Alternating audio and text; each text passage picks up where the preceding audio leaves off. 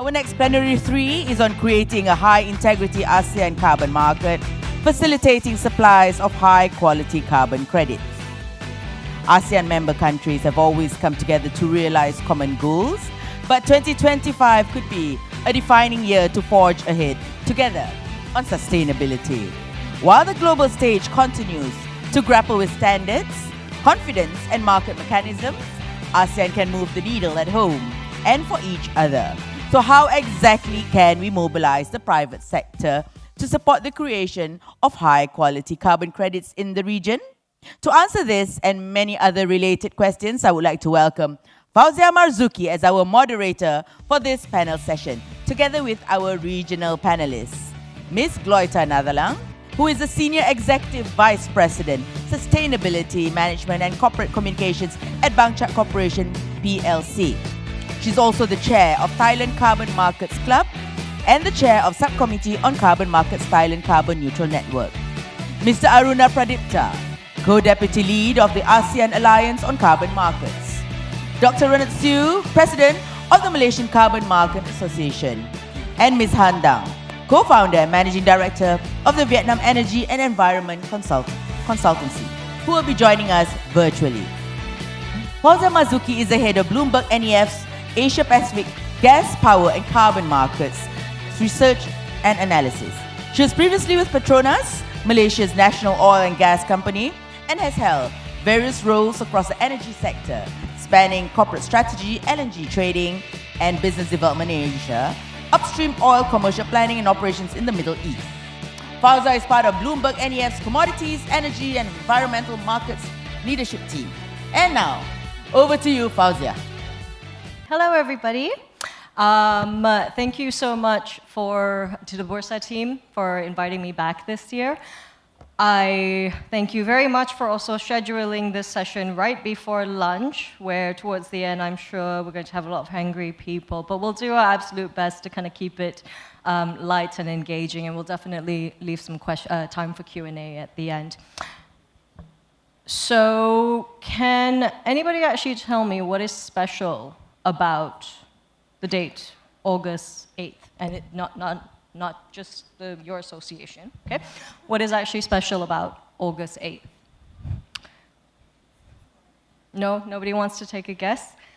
In 1967, August 8th was actually the founding of the Association of Southeast Asian Nations, the ASEAN body.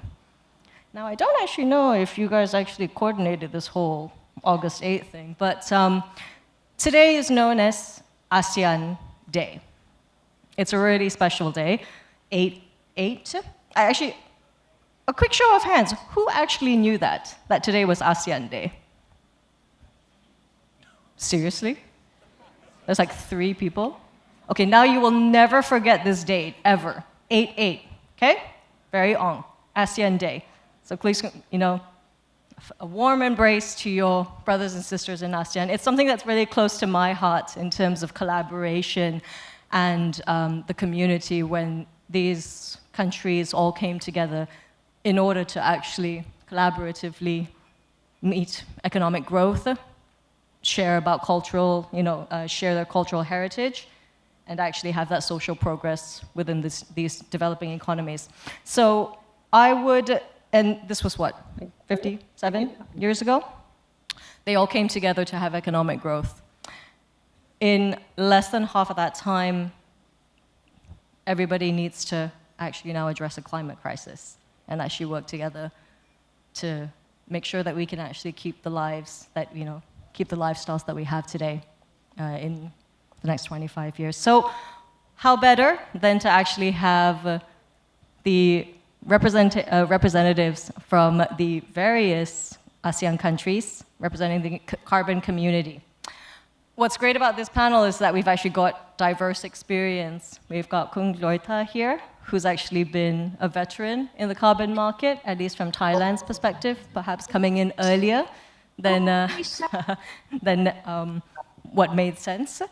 We've got Indonesia, big supplier in the market, and then we've got our new kid on the block, Malaysia, right? And Vietnam, of course, sort of over the years, dabbling in the market. How we're going to structure the conversation today?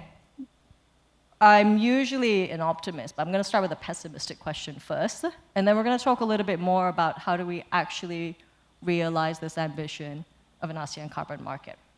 So I'm going to start with the slightly more pessimistic question of what do you think is holding back the creation of high-quality credits, high-quality, high-integrity carbon markets in general in this region? I want you to rank them for me, though. So is it a lack of clear demand signals? Is it a lack of policy support to drive the investments in it and the support behind it? Or is it just no incentives, lack of knowledge of the market? I want you to try to rank them for me. Gloyta, maybe you first. Thank you very much for having me. Very honored to be here, and I guess I'm the only Thai person here. ถ้ามีคนไทยช่วยยกมือด้วยนะคะ I don't. Oh, สวัสดีค่ะ I'll go see you later. No, at least I don't feel lonely now. I'm wearing 3 hats, as you see from here. So with Bangchak, we are an energy company with a net zero target in 2050. So we set up this informal gathering called Carbon Markets Club, which I'm a chair, now in its 3rd year. And just after we formed this club, the TGO, Thailand Greenhouse Gas Organization, who is the official registrar of carbon markets in Thailand, they also set up this Thailand Carbon Neutral Network, again, almost 3 years, and I'm the chairperson of the Subcommittee of Carbon Markets. So yes, I'm the most veteran. So and welcome the newborn.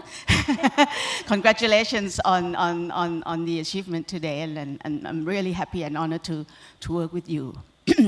I think to the question, I cannot really rank them, but I can say it's the combination of all. And again, being voluntary, that the word says is all. When you have a voluntary market, you don't really have the drive, you don't really have the demand, you don't really have the appropriate policy yet, and you don't have the incentives. In Thailand, we started our carbon markets back in 2012 when TGO set up this, the TVER, the Thailand Voluntary Emission Removal. Now I get it correct. Unlike yesterday, I was a little bit mumbling around.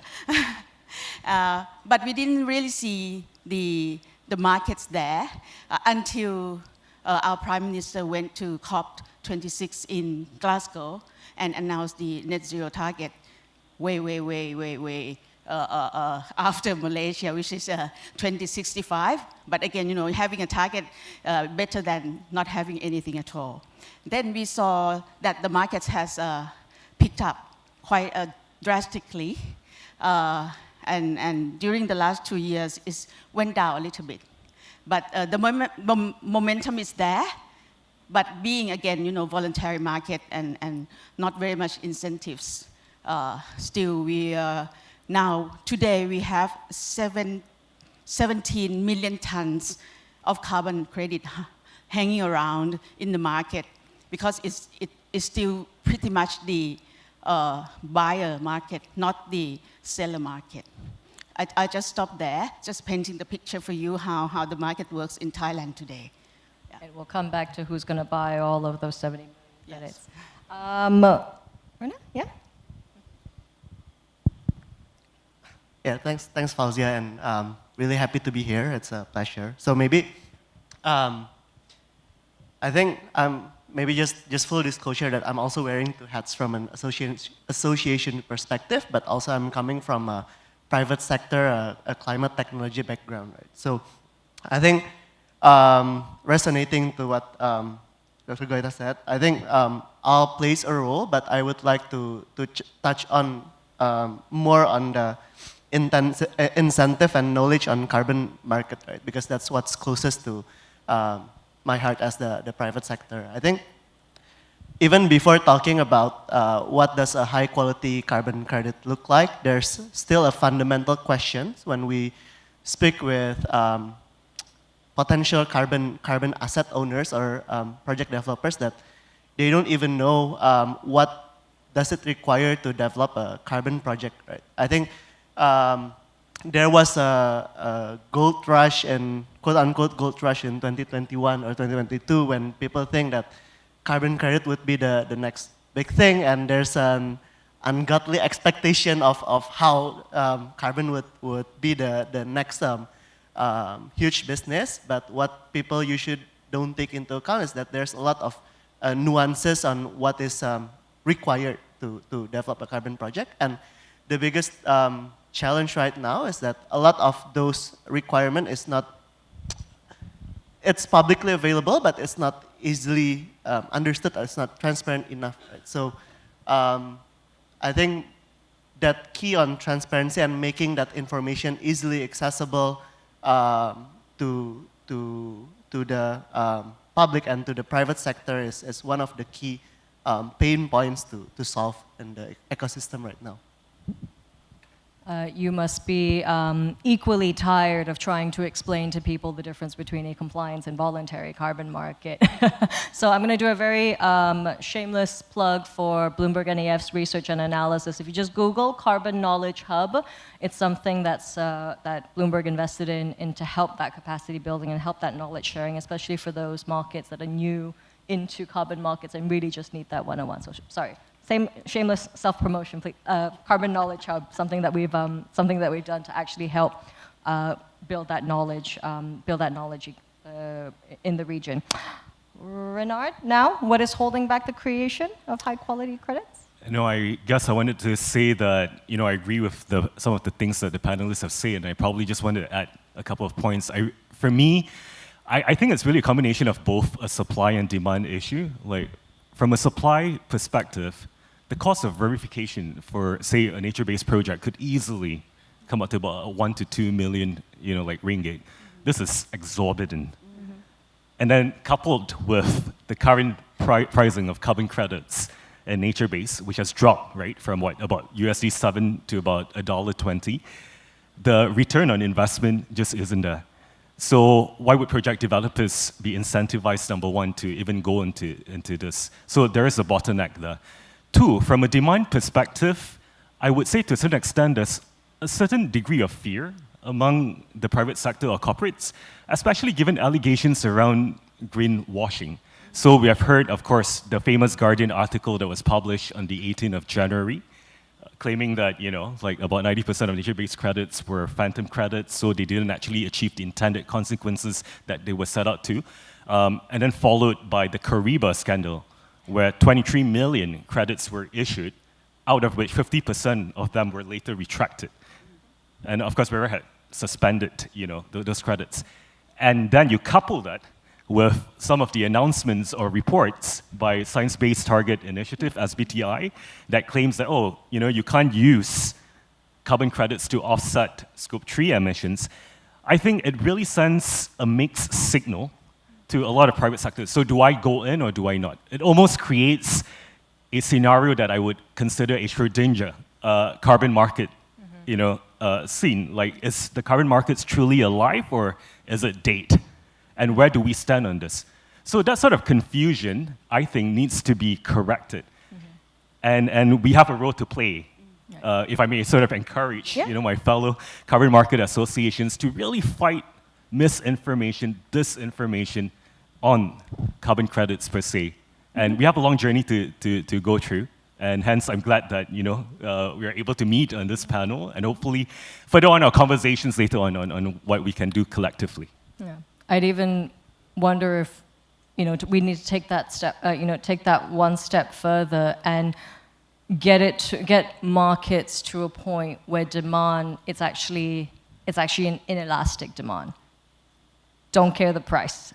I will buy it because I have a net zero target. And the closer that we actually get to that time frame, right, that is going to happen. And also it's that comfort for the private sector, corporate sector, to be able to come into the market and buy credits without the fear of getting sued for greenwashing, right? And getting the market to that level. Yeah, I mean, if I could just very quickly chip in as well. I think at the end of the day, corporates' participation in the carbon markets cannot be purely anchored on charity. So we cannot just participate and say, oh yeah, we're supporting this because, you know, it's a charitable cause. No, it should be because for strategic reasons that you actually have a clear roadmap for transitioning, that you have clear net zero targets, and then you participate in this. So we need to be very clear in that. And to a certain extent, you know, I do feel that we do have to move as well, like towards the compliance market. I think it is something that is very much welcome. People will always want to make money, right? And that's kind of probably one of the ways to make sure that happens. We are going to talk about the good stuff now. I'll go the other way, so I'll go back to you, Renard. So what are the signs of positive development that you've seen in your domestic market? Congratulations on the creation of the Malaysian Carbon Market Association. I also want to ask, you know, what prompted you to, or what prompted the team to create this association?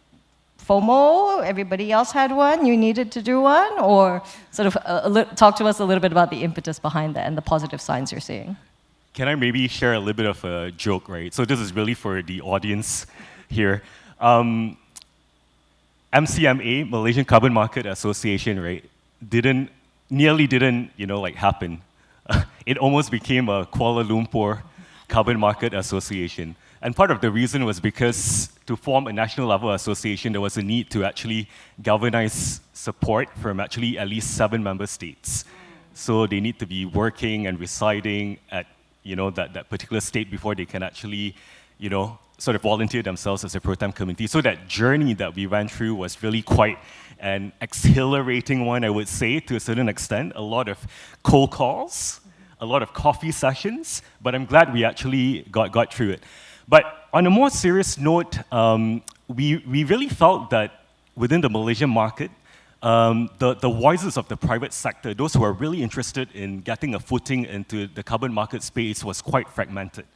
Dr. Winnie, you don't mind me sharing, she was saying that at some point in time, right, there were a number of corporates that were actually approaching her to ask about, oh, how can they actually get into this space, or how can they actually start off, you know, project development, right, on NBS or even tech-based projects. So we felt there was a need to really galvanize the support, right, and to have some sort of platform for private sectors who are interested, you know, in really spurring the growth of this area. So specifically for MCMA, we have 4 objectives. I think number 1 is really to advocate for a vibrant, voluntary carbon market ecosystem that, you know, corporates, the private sector actually truly understand why they are going into this, not purely for charity, but from a strategic net zero transition journey.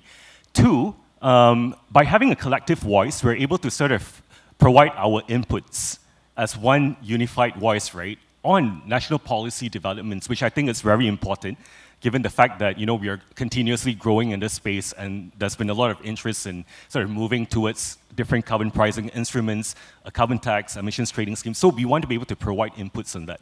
Now, the third objective is really to build up capacity, so talent development. And we feel that this is also quite a nascent stage in Malaysia. There might be entities, parties that are interested in getting a footing in this space, but they may not necessarily understand the mechanism as to how this is done, right? So we want to play a part in changing that. And of course, the fourth objective is really around collaboration. So how can we partner with the other ASEAN Carbon Market Associations to move this agenda forward? Of course, Thailand, Indonesia had already had their associations. So we too felt that perhaps Malaysia needed to have a counterpart in order to liaise, interact, and also to collaborate with them respectively. FOMO. Sorry. But Aruna, maybe talk to us about some of the positive developments we've seen in the Indonesian market. Yeah, I think there are a couple of things, but maybe to really generalize, I think there have been two big things, two big developments in the past 12 months. First is that we have launched our own Bursa, the Indonesian Carbon Exchange, which is about to have its first anniversary in the coming months, right? So I think it shows a good signal to the market that we are establishing almost like a privatized exchange that allows this carbon credit to be traded. But also beyond that, I think from the supply side, the government of Indonesia has also worked very hard to continuously build more or establish more methodologies that would be relevant to a lot of the project developers in Indonesia, while also continuously exploring the mutual recognition model for a lot of other methodologies. So I think when we look at the market right now compared to where it was a year ago or 2 years ago, there's a lot more positive sentiment that, especially from the quote-unquote supplier side, that the market is gradually maturing. Okay, great. Gloyta, I'm going to come to you in a second, but I'd actually like to bring in Hein now. So, Vietnam has kind of had some initiatives, bits here and there. Can you talk to us about some of the recent developments in Vietnam and what you're seeing as positive signs? Yeah, hello from Hanoi. I apologize that I cannot participate there and enjoy the atmosphere. In Vietnam at the moment, there is a great time for the government to finalize the legal framework for operating and governing the domestic carbon market in Vietnam. So at the moment, the draft is submitted to the cabinet for the review, and then in that they regulated clearly for the domestic carbon market in Vietnam, including the compliant, the ETS, and then the voluntary carbon market. So I think it's a positive, and then we can expect to have the final approval and issue of the regulation by the end of this year. Thank you so much. So that is actually really exciting that we're going to see some of those developments sometime this year, and that's great. One more. What's next? Philippines and some of the other ones. Yes, we're waiting for some of those.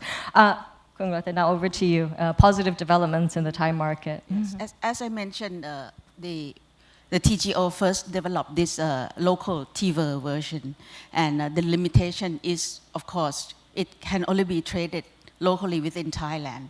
But now we really need to go cross-border. So the last few years, TGO has been working on this premium TVER, which should be more internationally accepted, and they've been submitting that to CORSIA. I understand that should be approved very soon. So that's one of the development. And also there are players coming in, the gathering like Carbon Markets Club. I think the fact that everyone's looking at this net zero target and realize that the climate change is really a global crisis. A lot of parties are working on this. As I mentioned, we have Thailand Carbon Markets Club, we have the Thailand Carbon Neutral Network, and now we have this Climate Change Institute under the Federation of Thai Industries, trying to also looking at how we can push carbon markets to a more international recognized standard. And also in Thailand, we are drafting this Climate Change Act. So eventually, within 3 to 5 years, I think it will become a compliance market for Thailand. So that has been the journey that we've been taking. Yeah.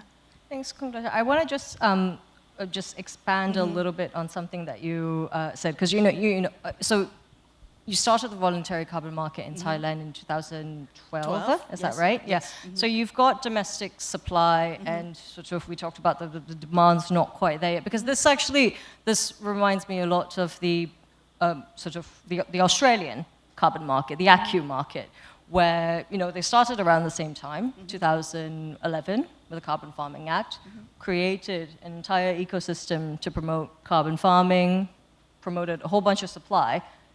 Demand wasn't quite there, though. I mean, eventually a compliance system came up, but they're not having that discussion about what, and the ACU market is a domestic market. You can only trade that in Australia. Only people in Australia can buy it. Only people in Australia can create those credits. So they're not having that discussion about international recognition of ACUs or even the export of ACUs until sort of next year or so. So it's really interesting that Thailand, you're Yes. once again ahead of everybody else. You're already having that conversation about trying to get Thai credits internationally recognized. How are you doing that when you think about so many standards? Yes. What are you gunning for? What are you aiming for? I think the aspiration, of course, is to have a kind of regional verification, regional standard, if possible. So we were very happy when we were approached by Bursa Malaysia, saying that they are now forming this association, and we're going to work together with Indonesia and hopefully welcoming Singapore, Vietnam on board later. Because Thailand is only 70 million people, but together we are 800 million something. So, and we are having the likes of CBAM, knocking on our doors. Thailand being an export country, we really need something that then we can stand up and having our goods exported without being penalized because of the carbon emission that we emit. Because if we already offset or pay something at our gate, there's no need to do that twice, when we export. So we really need to come together and stand up as a region. So that's the aspiration of leveraging or upgrading it into an even more internationally recognized market. And that could be the driver for the project developers, the rice farmers, the forestry people, people who are developing the projects, so they can see that's an incentive that's waiting for them ahead. Yeah. And particularly, these are communities who are going to be most impacted with climate change if we don't address. You made Bernard smile so big when you talked about when you talked about that. I want to get into the ASEAN market discussion now. It really can be quite amazing when people just actually sit down and talk to each other, what marvelous things you can actually come up with. So we're trying to get, I think about just last year how the ICVCM and the BCMI just sat down and talked to each other about the two sides of the equation. And we actually saw some progress. So we're going to sit down with ASEAN representatives, and you're going to wear, you're wearing your association hat, but you're also kind of wearing your private sector hat. We're going to keep it a little bit more of a discussion. So Hein, please kind of just chime in whenever you would like to say something as well. But I want to address two things. So how do we actually realize this aspirational ASEAN carbon knowledge hub that we want to ASEAN many things, and together sort of, we've got that critical mass behind it. So yes, talking about just the aspiration of the ASEAN carbon market, but also we had the Secretary General mention the ASEAN Common Carbon Framework. So I want to talk about the actual operationalization of that. Let's start with the nitty-gritty details before we lose some people closer to lunch. So, operationalizing the ASEAN Common Carbon Framework. What does the private sector need to do? What do the associations need to do? Renard. No, I think allow me to provide a bit of context as well. So the ASEAN Carbon Working Group under the ASEAN Business Advisory Council has got two key objectives that it wants to deliver. The first is the setting up of a Malaysian Carbon Market Association. Take. The second objective is to really propose or moot up the ASEAN Common Carbon Framework, or ACCF. And within ACCF, there's really, if you like, two major components. The first is really with regards to the standards and methodologies. So one of the things that we're trying to achieve here is to get ASEAN countries to mutually recognize each other's methodologies, because this would expedite the process. As you know from the earlier panel, everyone has said that to develop just one methodology alone, with all the consultations and engagements that need to take place, it might take up to 1 to 2 years. In the case of Thailand, they have already 70 plus methodologies up and running. if Malaysia has to go through that process, it would take us 70 plus years, to be honest, like just to be able to get there. And we simply have no time to waste, especially when we're talking about how climate crisis is urgent, we need to, speed up our process. So we really feel quite strongly that this approach of mutually recognizing methodologies across ASEAN countries is going to expedite this process. Now, the second key element within the ACCF is about the VVBs, right? The validation and verification bodies. So this has time and time again has come up to the fore as one of the bottlenecks as to why a lot of projects, people are interested in expediting projects, but why is there a delay? Simply because there is this lack of talent pool currently that could actually help look into, like VVBs. And so the whole idea behind the mooting of this framework is that not only do we want to mutually recognize these methodologies, but we also want to develop an ASEAN pool of potential verifiers, validators that we can share across this region to build up capacity, to share, to learn from one another. And I guess this is also a response to your other question around how we intend to operationalize this. So it's not just methodologies at a high level, but we have even thought of about how the operationalizing bit, right, would actually work. And the way, I guess, that, we have been framing this is that we would probably start off with a voluntary, like carbon market, especially in this space. But the whole idea eventually is to sort of move from one phase to another as we build up capacity, as we continue to address the supply of high-quality projects. We would eventually prepare the ecosystem and the market to be ready for more of a compliance-based market, which could be in the form of an emissions trading scheme. So we are really trying to take the whole ecosystem within ASEAN along with us on this journey. You gave me a lot of food for thought. I'll have two follow-up questions for the group based on that. Firstly, clearly chosen your words very well because you didn't say standardization, which is great. Because you say more standards, your project developers start flinching a whole lot more. Because if you have fragmented markets and you just standardize all the fragmented markets, doesn't do much for your liquidity still, though, does it? So talking about mutually recognizing that should be the way to actually add that depth in the market. So yes, I'm sure you thought about this. Yes, and also, if I may sort of just add, right, I think in some of the conversations that we have had, like one of the ideas that I've mooted up is perhaps even looking at mutual recognition of national registries, like across, like ASEAN. Maybe that could be an idea that is workable. Yeah. Or you can even apply the concept of foreign exchange as a start. Like, a TVER can be 70 when it comes to this, when Vera is 100, or, I think we didn't really need to go all the way to one single standard, but trying to find steps that can take us forward. Yeah.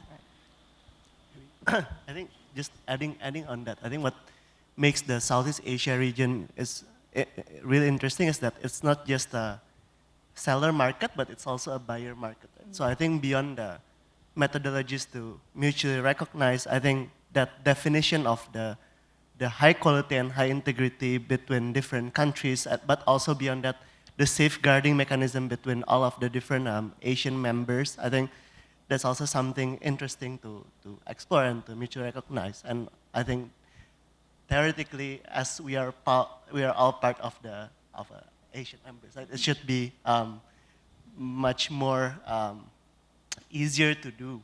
So, yeah. Thank you. Hein, is there anything that you would like to comment on what we've been discussing? Yeah, definitely.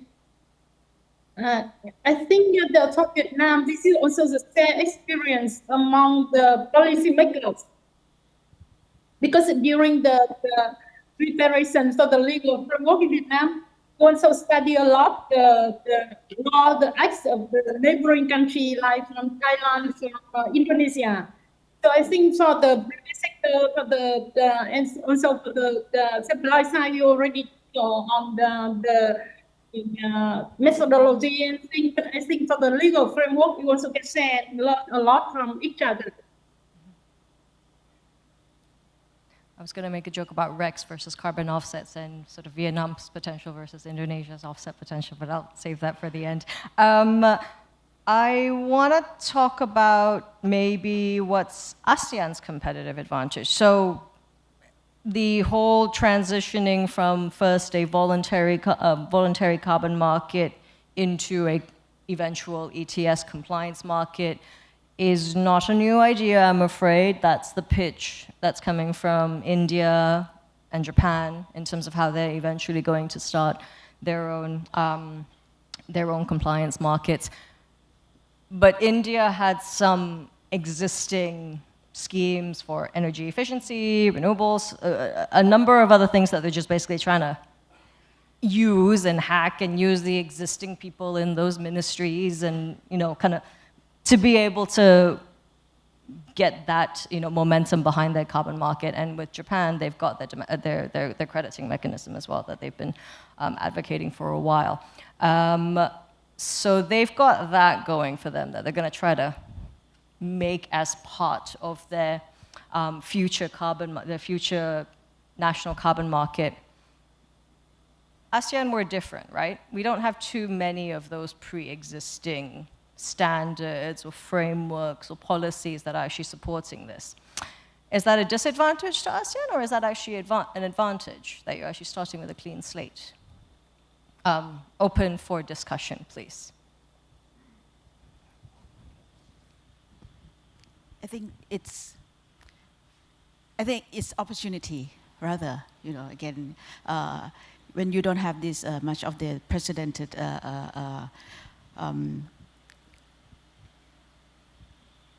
how you say the frame for you, you are free enough to develop something that can be mutually agreed, and so for me it's an opportunity. Yeah, I think it can be seen as a double-edged sword, right? It's a challenge in the sense that if each of the different countries are working in silo, then everyone would be reinventing the wheel, and the cost and the amount of resource and effort would be high.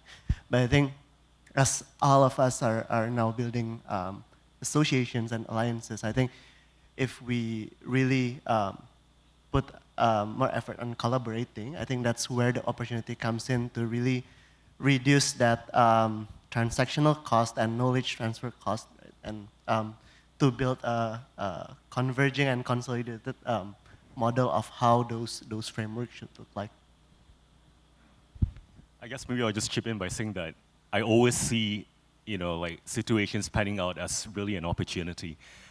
So citing the case of India, I think there are lessons to be learned as well. And we have that advantage, right? So we're talking about mutual recognition. But then once again, a lot of this also goes back to being able to pilot and show, the world that we have a modality that works. I think that's going to be quite crucial moving forward, especially when we're talking about ACCF and some of the sort of undercurrent challenges or complexities that we're about to face. So to a certain extent, too much restrictions could hinder you, but then if you have nothing in any shape or form, it could also be too loose for signals. So I agree with Arina. It could be a double-edged sword. Because we want to create a carbon market that is fit for purpose, that in 25 years' time or further down the line, it is internationally recognizable when everybody has CBAMs and then, it's actually a legitimate carbon price. It's a high enough carbon price that you don't have to pay EU ETS prices, what have you. So what's going to give that legitimacy?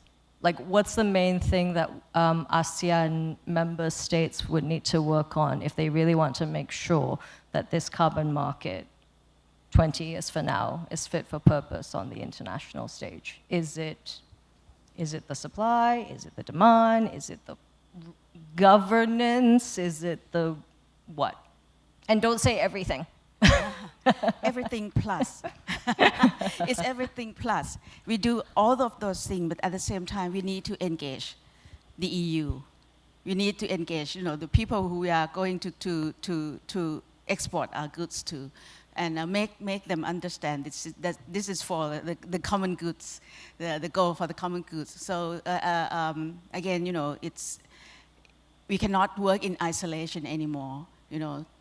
Towards our net zero goal, everyone has to work together. And the compulsory C that we do a lot, is not just like carbon markets, but for me, it's also collaboration. And that's really the key word.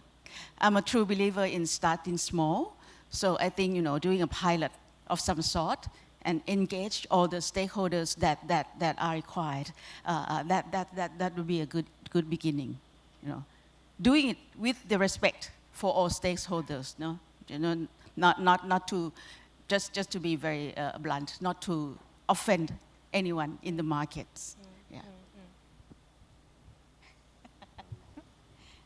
Rena, or, yeah. Yeah, I guess that's also what we're trying to do at AACM, right? Because we're a privately led association, but at the end of the day, we do realize that for this ecosystem to really work, so we need multiple different stakeholders to be involved, right? So despite us focusing on Southeast Asia, but we do engage with buyers globally, or the demand representative globally, right, to really understand what does high quality, high integrity mean, and how can that be translated into a Southeast Asia specific context, right? But at the same time, also, so demand is really important. But second, of course, from a supply side is I think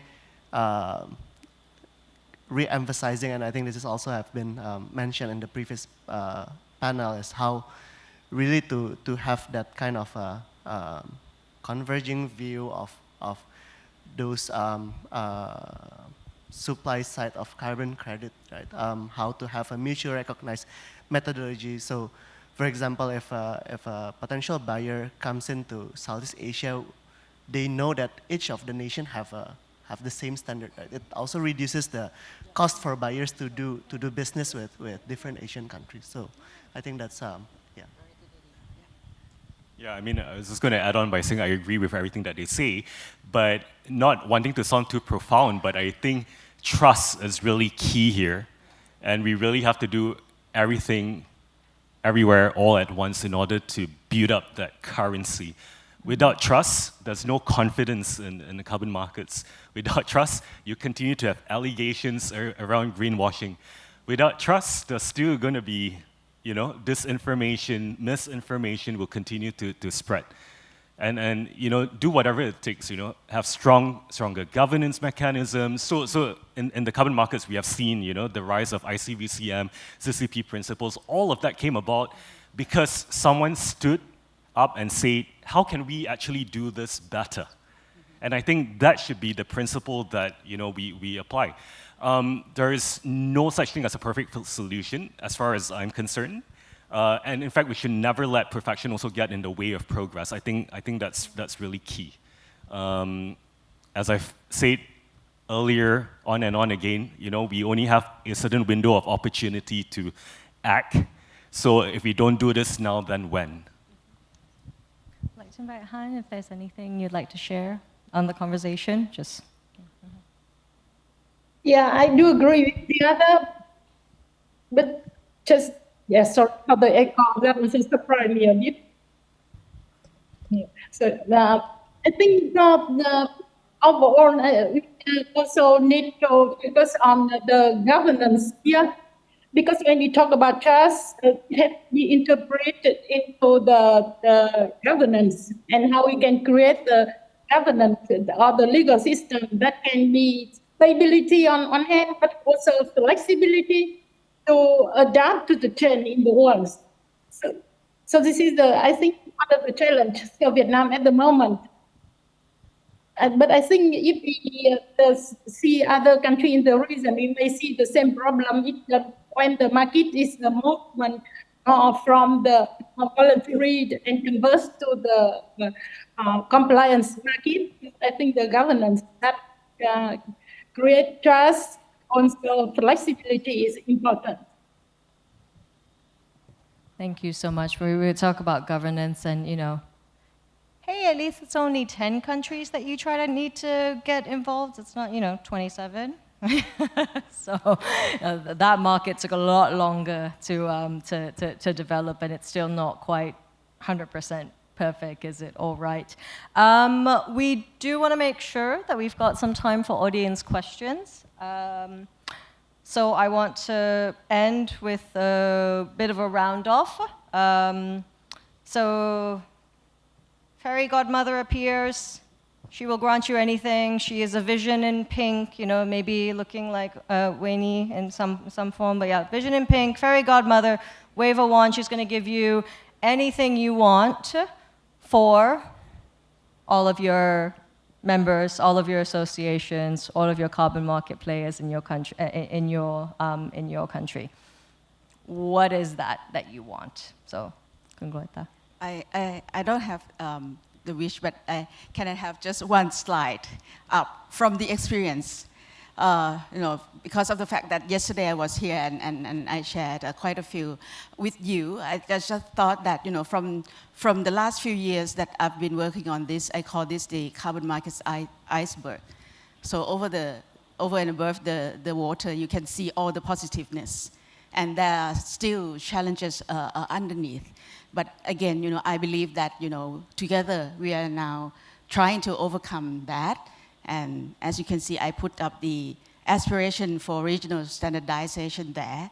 So if I were to sum it up, the magic wand would be something that can make that happen, and very soon too, because we cannot wait any longer.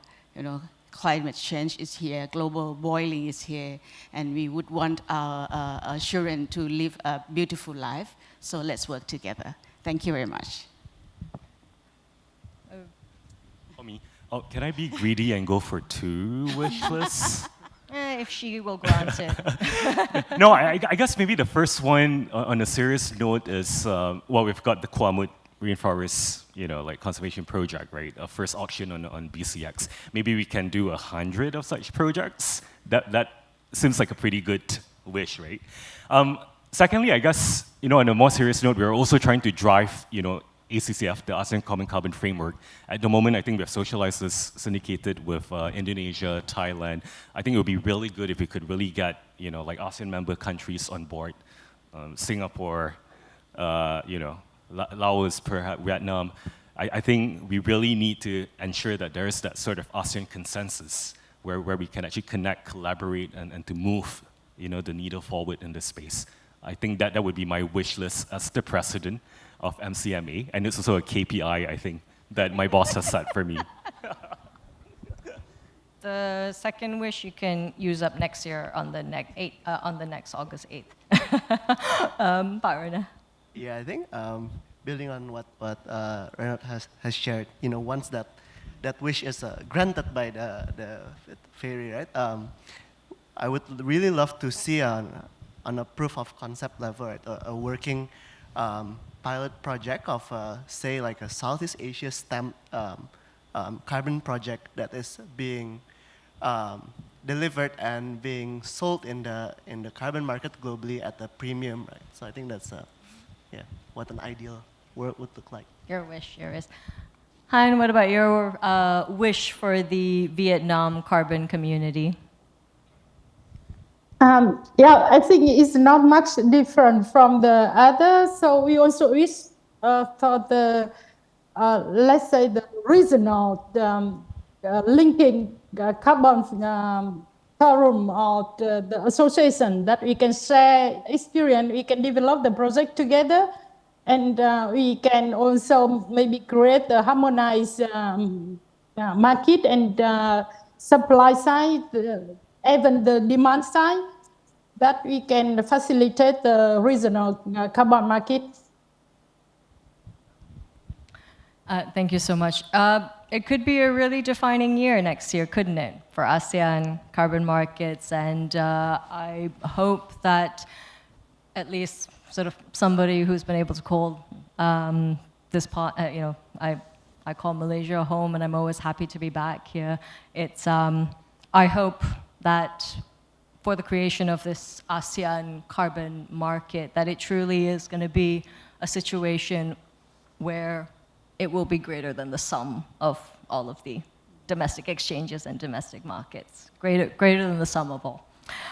We are going to turn, I was going to say, can I ask you're all, by the way, rookies. When you ask magic wand, we have wish, your first thing is you wish for more wishes. Okay? So, yes. I didn't say genie, I said fairy godmother. So, right. We are now going to actually turn to audience questions if anybody is, not that hungry and they don't mind staying on with us for another 5 minutes or so. Everybody's hungry. Maybe the virtual people aren't too hungry. Are there any virtual questions? Okay. Maybe one of the wish that they have is, can we go for lunch now? You know what? Okay, I think maybe we can grant that wish and we can actually give back people 6 minutes back. 6 minutes to shuffle out of here a little bit earlier, yeah? And I guess your wish is our command? All right then, thank you very much to Fauza and our panelists for such an engaging and informative discussion. And let's close this session with the panel group shots in front. Distinguished guests, ladies and gentlemen, we've concluded the first half of the Malaysian Carbon Market Forum 2024. We will now take a break for lunch, and this is a great opportunity to continue the conversations, observations, network with fellow attendees, and reflect on the insights. We will reconvene at 2 p.m., ladies and gentlemen.